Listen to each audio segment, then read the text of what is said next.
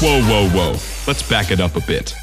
Electronic dance music, or EDM for short, has a long evolution, and those wicked wobbles you just heard didn't come out of nowhere. The first stages of EDM began with the development of the first analog synthesizer in 1928 by Hammond Novacord.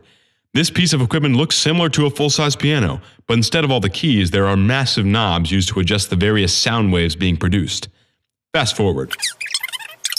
Technological advances in the 1960s helped establish the first wave of electronic dance music.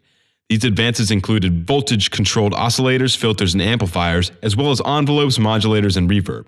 Also, logarithmic 1-volt per octave pitch control and vocoders, which are electronic imitations of the human voice.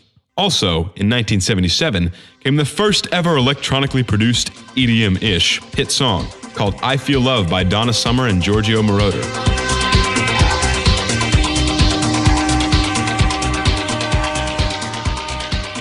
Adding to this, the late 1970s became the home for high-energy dance music, which consisted of the classic 4-on-the-floor kick pattern, the same driving kick seen in EDM nowadays, as well as reverb vocals and upbeat tempos. This served as the prototype for techno music and was especially popular in the UK and US. These new styles produced the rise of rave music in the 1980s and 90s. Raves can be characterized as concerts where a DJ would play predominantly electronic music tracks. Raves were most commonly seen in the UK, whereas the US developed a similar fad called electronica. Rave music was a huge contributor to the development of music festivals, which began in Germany in 1977 with the Love Parade. The Love Parade, being the first festival, was the base for EDM festivals around the world today. Ultra Music Festival, also known as UMF, began in 1999 with only 2 artists, Rabbit in the Moon and DJ Baby Ann. This particular festival has grown dramatically since then, peaking in 2013 with headliners like DJ Tiesto, Deadmau5, Swedish House Mafia, and Alesso, all of whom are artists that have become household names around the entire globe.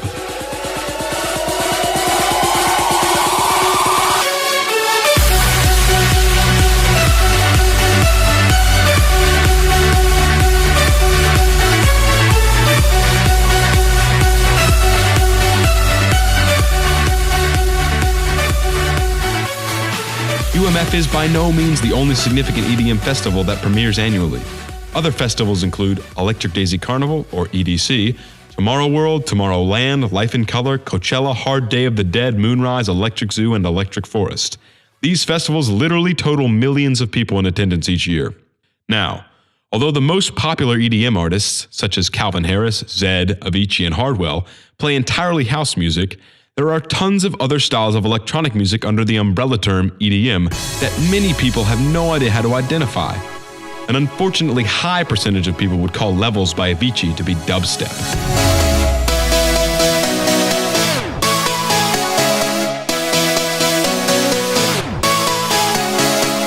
However, these people have no idea what they're talking about.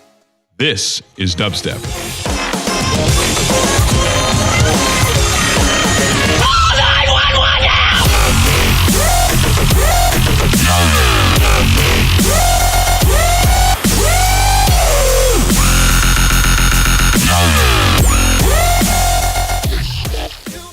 Some other styles are trap,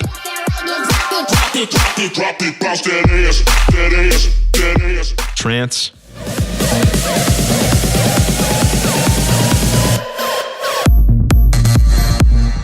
and heavy drum step, drum and bass.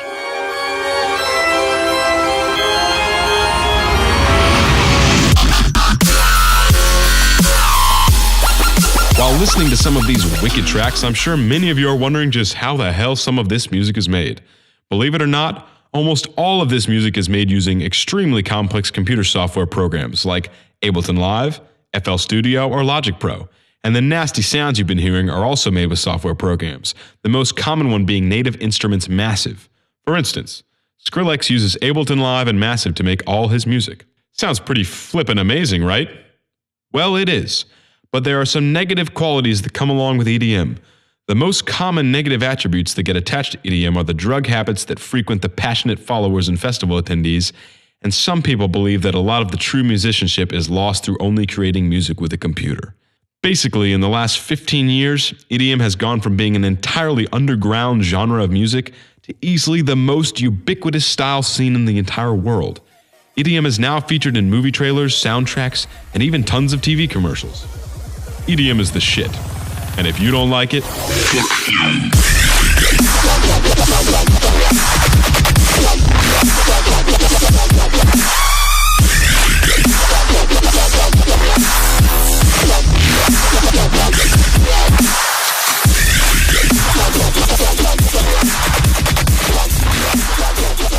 Thank you so much for tuning in, and I urge you to tune in to our next broadcast. Thank you, and good night.